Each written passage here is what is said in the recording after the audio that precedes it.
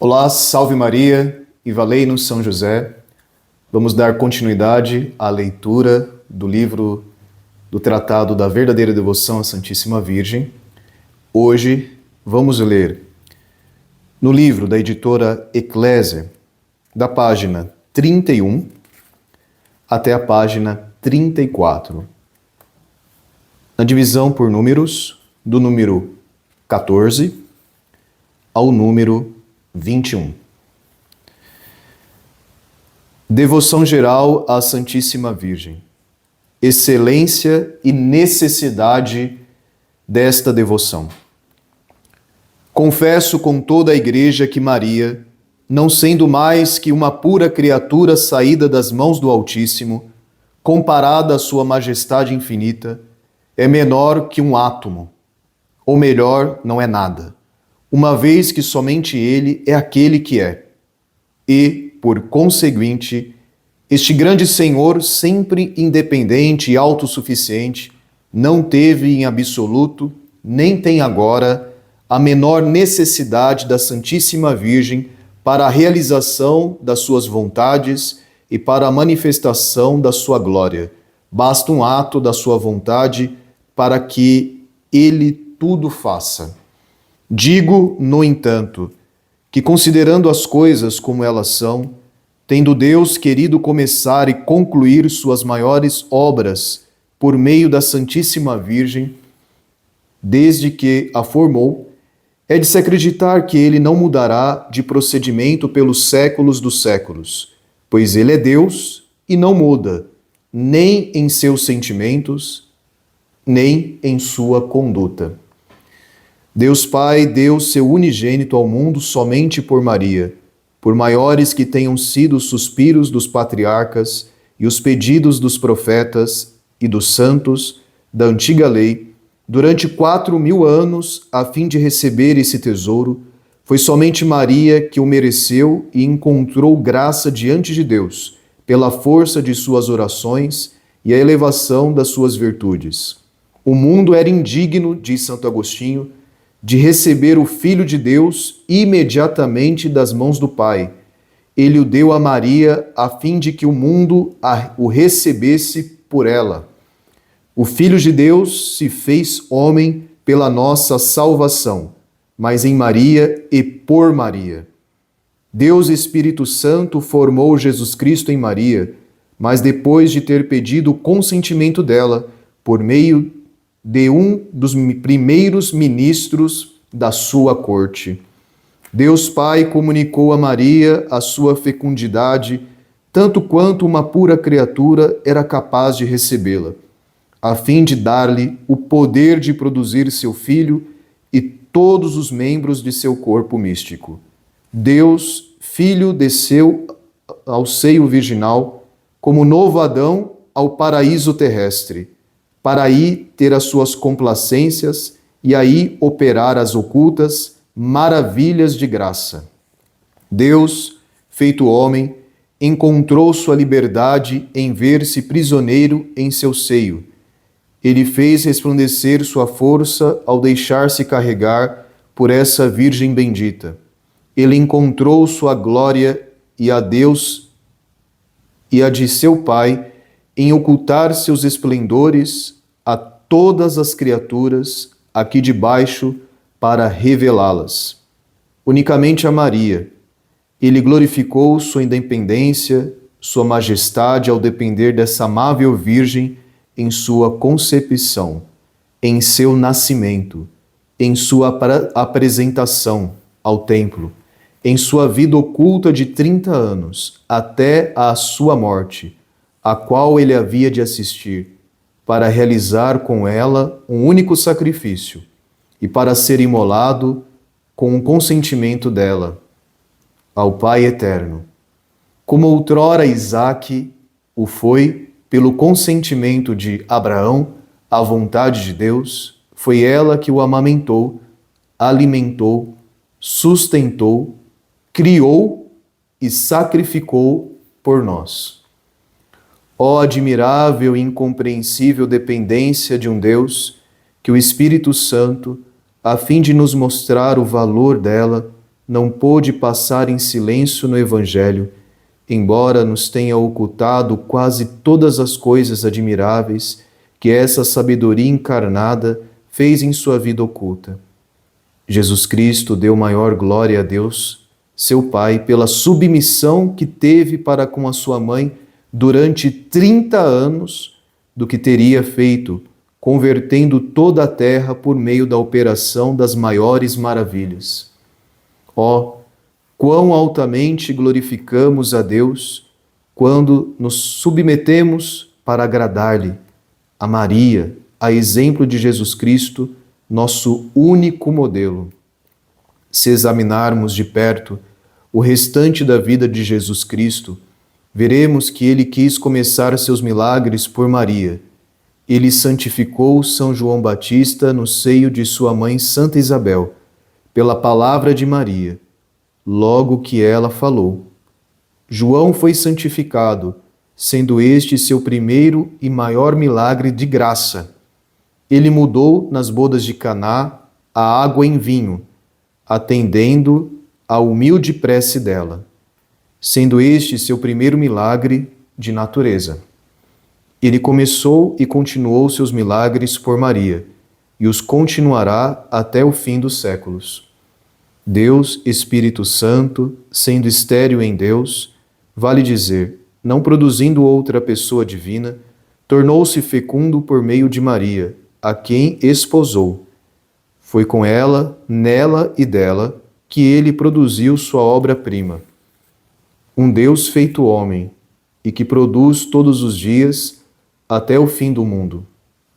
Os predestinados são os membros do corpo desse chefe adorável. É por isso que, quanto mais ele encontra Maria, sua querida e inseparável esposa, em uma alma, mais ele se torna operante e poderoso para produzir Jesus Cristo nessa alma, bem como essa alma em Jesus Cristo. Com isto, não queremos dizer que a Santa Virgem doa ao Espírito Santo a sua fecundidade, como se ele não a possuísse, pois, sendo Deus, ele possui a fecundidade ou a capacidade de produzir, como o Pai e o Filho, embora não a conduza ao ato, não produzindo uma outra pessoa divina. Mas queremos dizer que o Espírito Santo, por intermédio da Santíssima Virgem, da qual ele quer se servir, embora absolutamente não tenha essa necessidade, reduz sua fecundidade ao ato, produzindo nela e por ela Jesus Cristo e seus membros, mistério de graça desconhecido até mesmo dos mais eruditos e espirituais dentre os cristãos. O simples apontamento sobre o que acabamos de ler. São Luís inicia atestando a fé católica em que Maria é uma criatura de Deus. Mas, como ele mesmo diz, é a obra-prima da criação. Muitas vezes nós encontramos indagações, especialmente de círculos protestantes, de que Maria é uma mulher como as outras. Bem, como São Luís nos diz, comparado a Deus, ela é um átomo. Esse é o olhar da dimensão de Deus, da altura de Deus, da altura divina. Da altura divina, todas as criaturas, diante da imensidão incomparável de Deus, não são nada. Agora, se nos colocarmos em nosso plano e observarmos Maria, em comparação a nós, ela é gigantesca. Essas indagações são fruto de orgulho. Uma alma humilde reconhecerá o lugar que ocupa a Virgem Mãe de Deus. Outra realidade importante que São Luís aponta é que Deus não muda de procedimento. Assim sendo, se Ele nos deu seu Filho por meio da Santíssima Virgem Maria, será assim até o fim dos séculos. Como Ele mesmo diz, Ele começou e continuou seus milagres por Maria, e os continuará até o fim dos séculos. Ele nos dá como exemplo o primeiro milagre de graça, que foi a santificação de São João Batista, do momento da visita de Maria à sua Santa Isabel. O texto bíblico diz que Isabel vai ao encontro de Nossa Senhora na porta da casa e diz que devo a honra que a mãe do meu Senhor me venha visitar. E a saudação de Maria, o menino, no caso o menino João Batista, estremeceu no ventre. Esse foi o primeiro milagre da graça. E depois de graça. E depois nas bodas de Caná, atendendo a prece humilde de Maria, um milagre da natureza. Aquelas 6 talhas cheias de água se tornam 6 talhas cheias de vinho. 600 litros de água transformados em vinho. Não só um vinho, mas um vinho de qualidade excelente, como o mestre Sala experimentou. Isso é um mistério que quem o reconhece pode se considerar um agraciado. Nós concluímos a leitura de hoje com São Luís dizendo: mistério de graça, desconhecido até mesmo dos mais eruditos e espirituais dentre os cristãos. Se nós, assim, temos a graça de reconhecer, se nós estamos compreendendo isso, temos muito a agradecer. No livro da editora Eclésia, nas notas de comentários, a nota 25, recorde-se de que aqui se trata unicamente de uma obra apropriada ou atribuída, e não própria ao Espírito Santo, desconhecida dos cristãos da época em que escrevia Montfort. Essa doutrina, em seu sentido verdadeiro, é bem conhecida dos teólogos de todas as épocas. Ela se resume no seguinte: primeiro, Maria é o instrumento do qual Deus se serviu para dar ao mundo um redentor e um santificador. Segundo, o Espírito Santo, que não é e não pode ser o princípio de nenhuma pessoa divina, é princípio com o Pai e o Filho, princípio único e indivisível da encarnação do Verbo e da divina maternidade de Maria.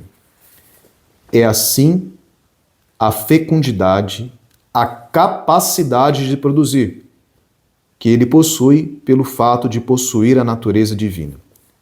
Se encontra maravilhosamente reduzida ao ato, como diz Montfort, vale dizer, efetivamente fecunda, efetivamente produtora da mais sublime obra que se possa imaginar depois da geração do Verbo e da procissão do próprio Espírito Santo.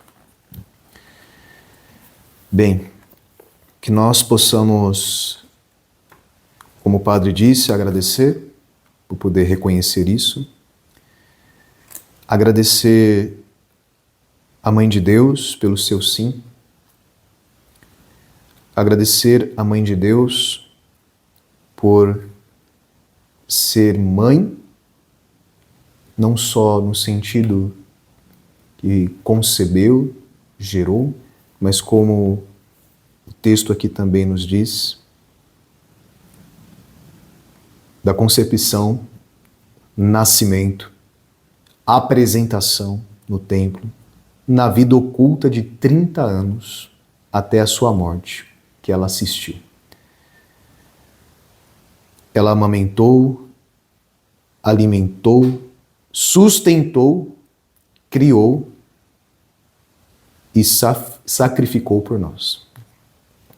Que Deus assim nos ajude a manter esses bons propósitos, que Deus nos ajude a manter esse desejo de se entregar a Maria e assim sermos a cada dia mais servos de Cristo, como Ele quer que nós sejamos. Que Deus te abençoe, em nome do Pai, e do Filho, e do Espírito Santo. Amém.